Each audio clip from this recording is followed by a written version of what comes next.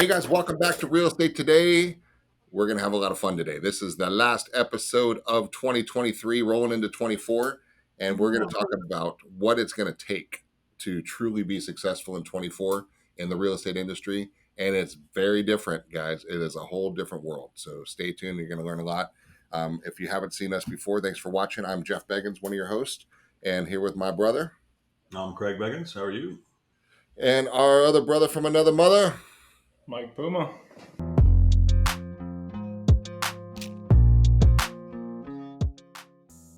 Mike Puma. All right, guys, we went through one hell of a couple of years from the COVID, what the hell, to the recovery, oh my gosh, to this weird market that we're in right now, which is slower than it was because of all the forced buys beforehand.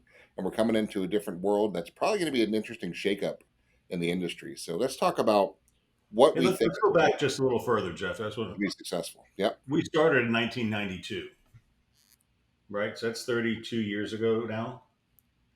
And think about all the short sale and foreclosure messes we went through, all the recessions we went through, all the other stuff. A proud moment for me. I was doing the sales meeting in person in the office last week, and I said, "How many of you are nervous about going into 2024?" Nobody raised their hands. I said, "How many of you are excited about going into 2024?" And everybody's hands went up. So it's a mindset that we're walking into, right? But I think part of it is the leadership of our company has told our agents, look, you're going to have to change to be successful in 24. So basically what we're going to do is share some of those topics with everybody because this is what we believe. And we've been through it before. So, because you started off saying, it started with this crazy pandemic. We've been through a lot more than just a pandemic. No doubt. I would argue, though, that it's really not different. At the end of the day, whether it was 1998, 2020, or soon to be 2024, it is very simple. You have to talk to people. Yes. The only thing that has changed is who you talk to and how many of them you have to talk to. That's really it. If we really broke this down and said, okay, in 2020, what could you have just gotten business by talking to nobody? No, you still had to talk to people. It's just you had to talk to a lot less people to get the same number of deals because there were so many abundance out there that way more people were listening to what you were having to say, right? I look at it the same way that if I wanted to get in shape, if I'm 600 pounds trying to get down, I've got to do a lot more work. Same type of work, still got to work out, still got to eat less, still got to do it, but I've got to do a lot more of that to get down versus somebody who's trying to lose 10 pounds, right? So now that's all that's happened is we're at a different place. Yeah. But at the end of the day, not much has changed. This is still a game where we just have conversations. 2022. So we got a lot harder to get a lot more work to get back to because we're going to try to get lean and mean in 2024. Yeah. But it's the same game, right? It really is. It's the same game every year. I just think right now it's so much easier for the last couple of years than it's going to be, just because the simple number of transactions is going to be so far fewer, and the number of agents is going to be fewer. So you're going to be competing with more professional agents than you ever had before. I think what's going to be interesting about this coming year, more so than the last year's, is the exponential growth of the fragmentation of attention that's out there, because it is hard to find people's attention. There are so many platforms where they are, and they're all fine, but it's how are you going to hit all of them, right? It's an issue, and like we're rolling out some programs that are going to help for sure. But think about that, just to get the message out to Bob and Mary Smith, who own a home, who are thinking about retiring and selling it this coming year to go buy a new home. How in the heck do you find Bob and Mary in a day like today where they are Peacock or Encore or Hulu or Prime or Netflix or ABC? They still have cable and all that. Who knows? Who knows? And do they have a PO box? Do they even get mail? Right? Do they text? Do they call? What social channel are they watching? Are they on Facebook? Are they on Instagram? Are they on TikTok? Are they on LinkedIn? Right? So I mean, think about that. Like, wow, that's going to be so. There's fewer Bob and Marys going to transact this year, and it's harder to get in touch with Bob and Marys on that one. So I think that's where we're going to see the kind of the great shakeout, if you will, in the industry, because a lot of people aren't going to do the work. That's going to take work to get in front of people, to be on top in their top of mind awareness, because ultimately the transaction is going to happen whether it's a Zoom call or in their living room of talking them face to face about, let's talk about selling your home, and let's talk about why we should interview for the job and why we're the best people to handle that sale. Or you're thinking about buying, I'd like to interview for the job to be a buyer's agent. Let me show you why you should hire me and us as a company to walk you through and represent you in this largest financial transaction in your life, or one of them at least, right? So there's fewer of those conversations going to happen. So Well, that's you going to either be need to be everywhere or somewhere, right? You either need to be, I'm gonna hit volume and I'm gonna make sure that I'm pushing content on YouTube and Facebook and LinkedIn and Instagram and TikTok and X, and I'm gonna be on every platform and I'm gonna be everywhere to everyone. Or you're gonna say, no, you know what? I'm don't really care about those, but I'm really good on Facebook, or I'm really strong on LinkedIn, or I have a really big sphere in my phone, or I have a great email database, or I have a great neighborhood that transacts a lot. You're going to be somewhere and focus in on it, or you're going to try and be everywhere. And those are both viable options. You just have to be honest about where you currently stand. And if you're starting from zero on any of those platforms, understand that it's going to be a lot longer and harder runway to get somewhere than if you're starting with a following of a few thousand, right? And so you just need to decide strategically, but don't kid yourself. And that's where I think people go wrong. It's not that they don't understand that they need to talk to people. It's just they misunderstand or overvalue a certain platform or a certain method. And we just need to be honest. And this is a time where, because there are less people transacting, you need to be very specific and very targeted about your approach. And you don't have a lot of time to waste, and you don't have a lot of spare excess. So you've got to be very specific. So you have to say, okay, well, I have zero following on TikTok, so I'm either going to spend time growing it, or I'm going to say, you know what? TikTok can wait. I'm going to go hyper focus on where I do have a sphere, where I do have business, and put all of my energy into that. And then when things become really easy again, that's when you can start trying new things and building out the other areas. Great advice. it's going to be very, very, very interesting to watch it all play out. But it all goes back to this, though. What do you want in 24? Because ultimately, and here's the tough part: if you're going to focus on the buyer side in 24, good luck. Right? That's what I have to say. Good luck, because you've got such a fragmented market of attention, right? And you've got now all the media saying buyer's agents aren't necessary. You don't have to be paid. How are you going to get paid? You just have that curveball thrown into the mix, right?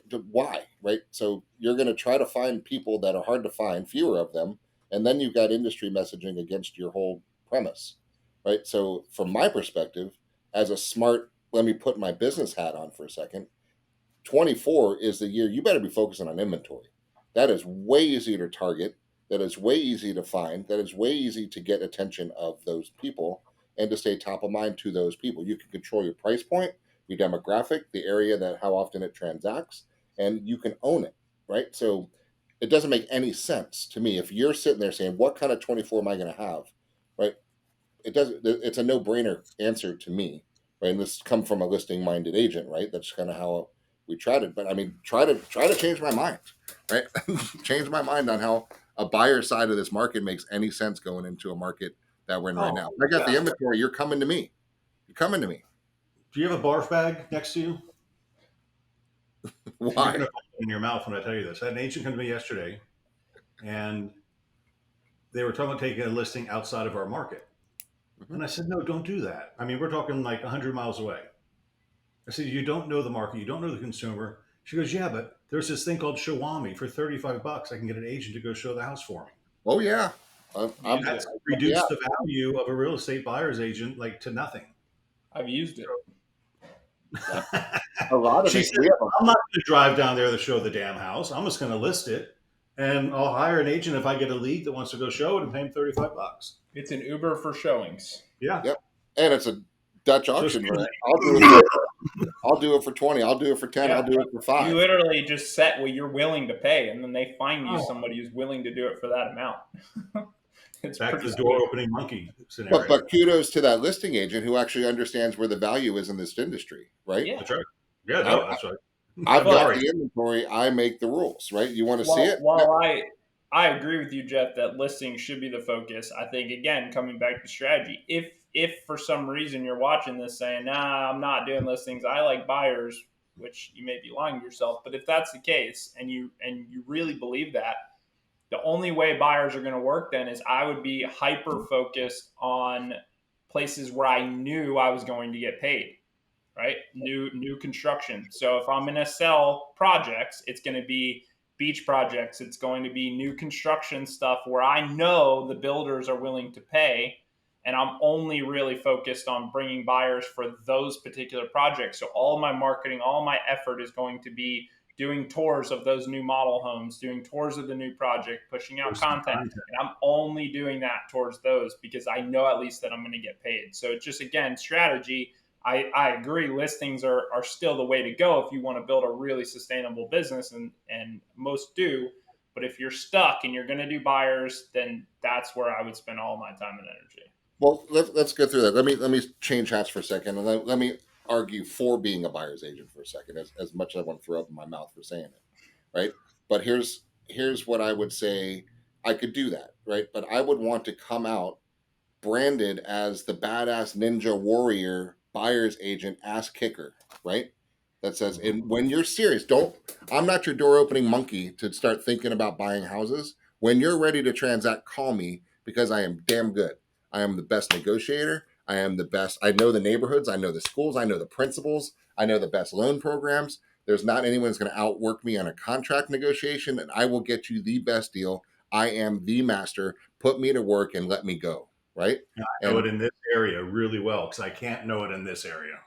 but yes, you're right. But Craig, if you're going to move to Chicago, I will personally interview the people in Chicago to find the ass kicking ninja warrior there, right? So do not transact without me being your guidance, right? Now, if you're going to go that far, then that word would spread, and people will say, well, if you're thinking about buying, you got to go here, right? And then that's the way to do that. But to say, oh yeah, I'd love to show you houses. Yeah, let me sit at an open house, put my thumb on my ass, and serve some muffins, right?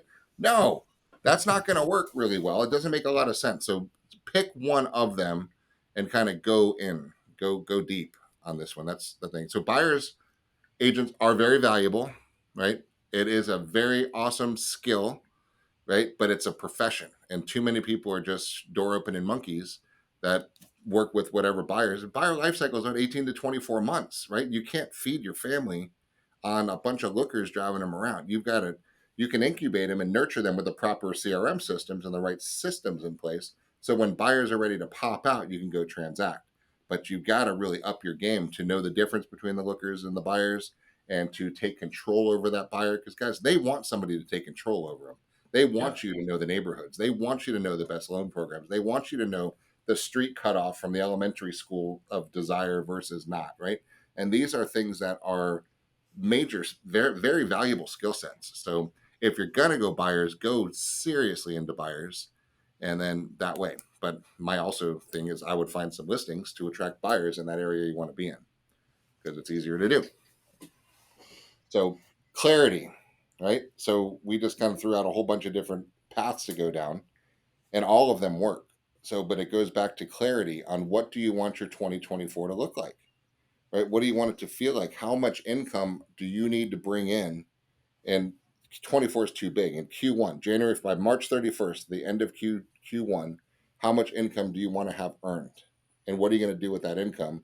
And does that fire you up and put a big ass smile on your face? And if it does, say, great, I need to make 50 grand by the end of March, 40 grand, 100 grand, 200 grand, 13 grand, whatever the number is, as long as it fires you up, that's got to be your focus. And then say, all right, how many transactions is that? And then you're going to be able to tell yourself, how many transactions is that? Do you have any in the bag? Are you sandbagging any that you're going to pop in the first couple weeks of January? Great, good for you. If you don't, is it realistic to be able to pop 5, 6, 7, 8, 10 deals out? And if so, it is totally realistic. We got agents that'll crush that in a couple weeks, right? So you can do it, but you got to have the drive. You've got to have the clarity. You have to have the focus. You got to have that umph to say, get out of my way. I need to go search out my 6 transactions, right?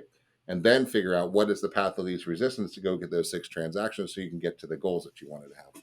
But it all circles back to the clarity. Right. So let's go to my first agenda item was dig deeper into your databases, right? The buyer incubation cycle for a buyer in 2024 is going to be longer than it was in the past, right? I was thinking about this the other day, Jeff. We sold all those condos, right? Yep. And there was buyer frenzy. Those condos took 2 years to build. What was the market like 2 years ago? Wild. Wild, insane. Everybody could qualify, 3% mortgage interest rates, blah, blah, blah. Everybody flocked in and put their large deposits down to qualify for the 3% loan. And Yeah. then the market changes 2 years into construction when they're almost done. And that 3% rate is gone. And now those buyers are going to pay 7% for their mortgage. Yeah. And they may or may not qualify. And if they don't qualify, they're going to lose their deposit, which is, these are 6-figure deposits. Those are big, right? Yeah. So the whole process is going to be longer now because people are going to have to save more money. There's less people that are going to qualify for the payments. So just understand it's going to be a longer nurturing process, right? And there's no physical way that you as an individual can nurture a person, a database of people without a CRM, right? So think about the example. I want to talk about a couple examples of ways to meet it. Let's say you're doing an open house, right? And you have 15 people come into the open house. Hopefully you have them sign a registration sheet, right? They sign the registration sheet. Now, what do you do with that? In the past, you'd hold it on your desk for a while and then throw it away. No, this has to become a discipline where at the end of the day, you pause and reflect. You take everybody's contact information, you put it into your database, you label them appropriately, put them in the right category, and you set them up on a search to go look at your database when new inventory of that type comes on the market. Because obviously they're interested in it, but we don't know where they are in their phase. And if they're one, we just had one this weekend. They came in and they loved it. The guy left. He came back with his girlfriend. She loved it. Now they decide to go back and list their house. Now the house is going to go on the market, and it may be one that sells in 2 or 3 days. It may be one that sells in 3 or 4 months. But if we don't stay on top of those people and pump them up and show them the new competition, the old competition on prices, I talked to people this morning and said the market is crashing. I'm hearing it all over the country. I got a database yesterday, and I sent out the Keeping Current Matters yesterday. NAR, the United States real estate market, which is of course not a market, but overall real estate prices are up 4.5% in the United States over last year. Now, of course, some markets went down and some markets went up, but the average across the US was 4.5% up. But people are out on the street saying the market's crashing, prices are crawling all over the place. Oh, it drives me crazy. Well, it's easy to see that because I'll give you a good example. We just one close one of the listings in the office here in Madeira, right? It was the sellers came out, they were forced to sell, right? It was a divorce ordered sale, right? I talked to them and I said, guys, this is the worst time to sell this property because it's an income producing triplex at the beach, right? Which is an investor purchase looking for an ROI. And when you finance it, the ROI is very different at 3% or 4% or 5% than it is at 7.9%. So your value is down lower than it was, and it will be worth more later. So if you can hold on to it, don't sell it right now. Right? That was Right. the very first 5 conversation or I had. 6% on the CD. Right. Why take risk of real estate when I got to put a new roof on and the water heater breaks? That's right. And I'm not making 12 or 14%. Right. And then take the risk and the flood risk and all the other stuff that comes on part of that deal. So this is a terrible time. So the agent that took that property, they were very, very proud of their pricing, and they started up high, right? Because why? Because the last ones were selling high. They saw comps that were high, right? Because the comps that were high sold at the 3% interest rates down the street. And then they had to get through the mind. They have to go through the stove is hot scenario, right? Don't touch it. It's hot, right? You got to touch it till you know it's hot. So that's not going to count. It's not going to sell at that price. It's just not. Well, let's try it. All right. Just don't get mad at your agent, right? And then crickets, and then a price reduction. Crickets, price reduction. Crickets, low ball offer.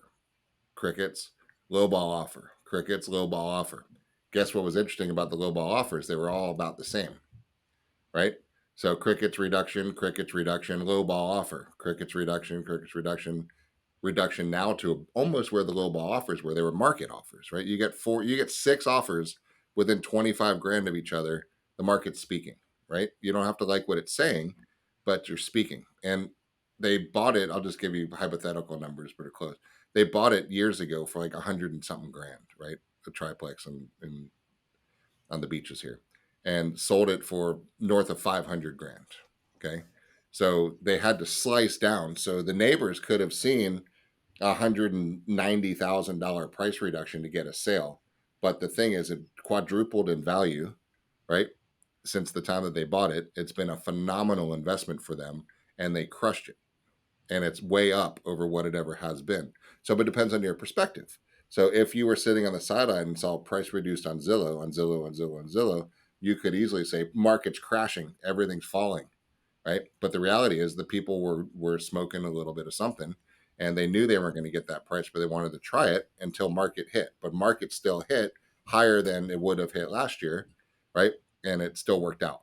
Right? So it's all perspective. So, but we have to walk people down that path of understanding the micro market, because there is no market. Remember, we talk about this a lot. The real estate market isn't crashing because there is no real estate market. There's just not one.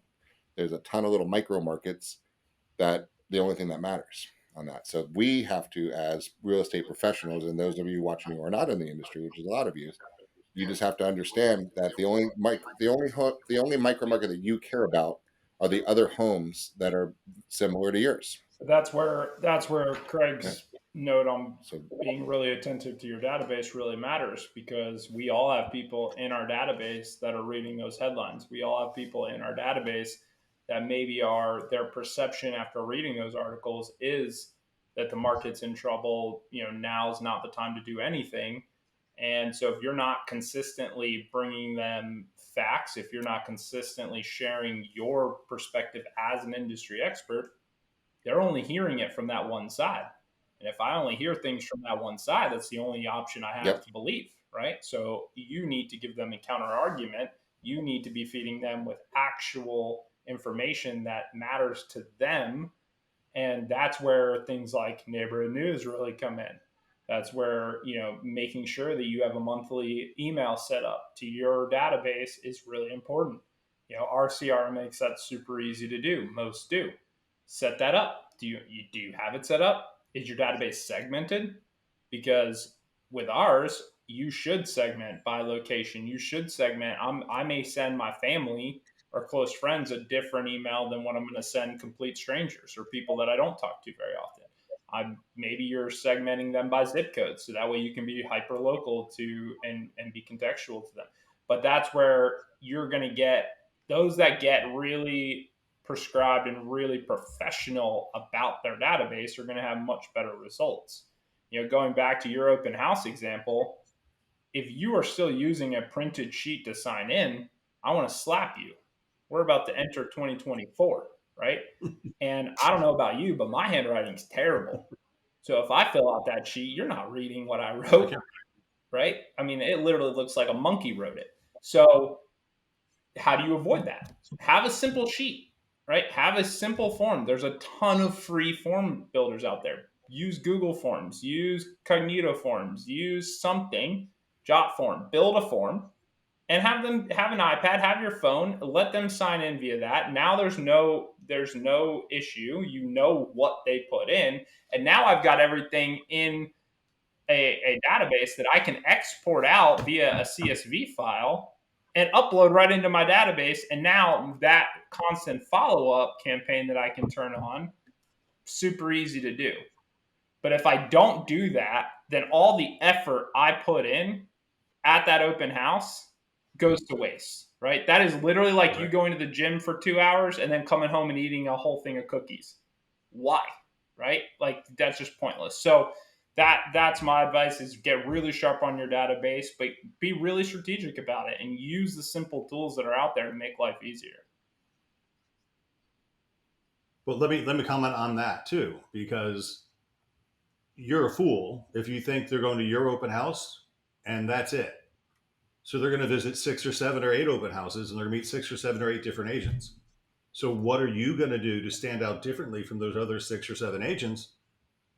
And the answer is send valuable content and follow up. And you said the word, Mike, consistently. That's the key. That's the difference in 2024. We're going to have to nurture longer and better because we're going to be competing with more people.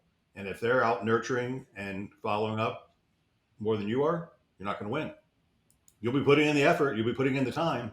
But there's no currency Well, at the end. anything you do in your life right now that you do well is because you've done it consistently for a long time. Anything, right? You only brush your teeth once a week, not going to be so good, right? Anything in your life that you are doing well is because you do it consistently. That's it.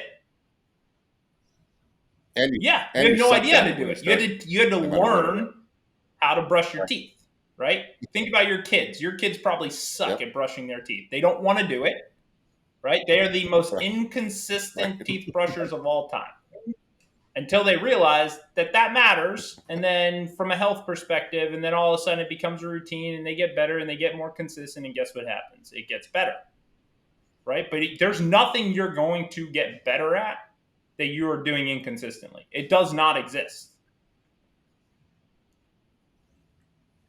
Going back to the social media for a second, I think we lose track of what it's actually called and why it's called it. Right? It's social media.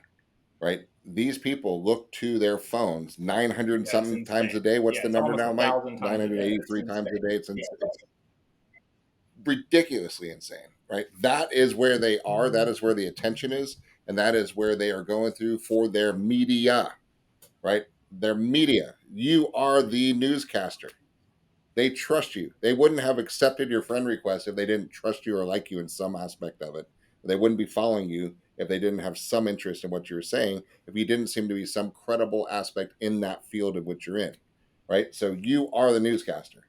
So when you say something about the micro market in this little section of this beach town or this metropolis that I'm in right here, here's what's going on here.